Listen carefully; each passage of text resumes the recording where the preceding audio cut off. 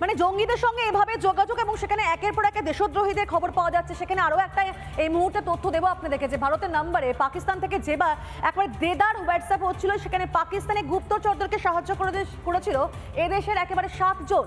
তবে শেষ পর্যন্ত কিন্তু শেষ রক্ষা হলো না, কারণ এই 7 জনই এবার অসম পুলিশের জালে। ভারতে বসে দেশ বিরোধী কার্যকলাপ, সেনার সঙ্গে মিলে অসম পুলিশের যৌথ অভিযানে খেল খতম। ভারত পাক চাপানোতর। এই আবহে পাকিস্তানের হয়ে গুপ্তচর বৃত্তির অভিযোগে সম্প্রতি বেশ কয়েকজনকে গ্রেপ্তার করা হয়েছে। এরই মধ্যে দেশ জুড়ে সাইবার অপরাধ চালাতে থাকা সিন্ডিকেটের বিরুদ্ধে বড় সাফল্য অসম পুলিশের।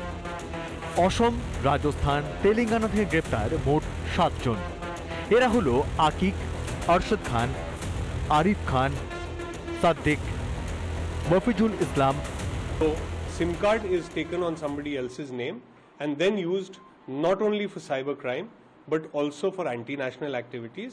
And in this case, there seems to be clear evidence that some of these numbers have been shared across and are being used by anti-national elements and inimical elements across.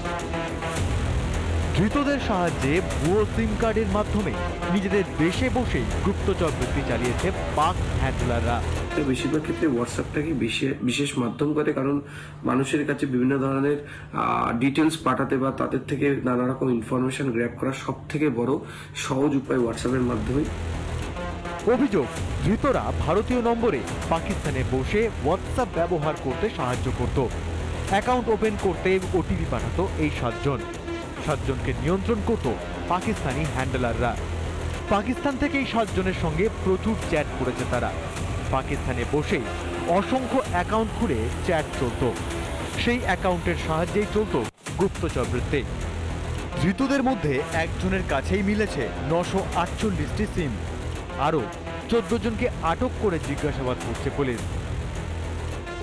সন্ত্রাসবাদীরা AK-47 या explosive নিয়ে আক্রমণ করবে, তারা কিন্তু এই digital ওয়ার্ল্ডের মাধ্যমে আপনার মনের ভেতর ঢুকে যাবে, আপনার বাড়ি, আপনার দৈনন্দিন গৃহস্থলীর মধ্যে ঢুকে গিয়ে আপনাকে আক্রমণ করবে। এটার জন্য মানুষকে সচেতন হতে হবে। ভুয়ো সিমের সাহায্যে পাকিস্তানে বসে গুপ্তচর বৃত্তি, তাতে সাহায্য এ দেশেরই কয়েকজনের।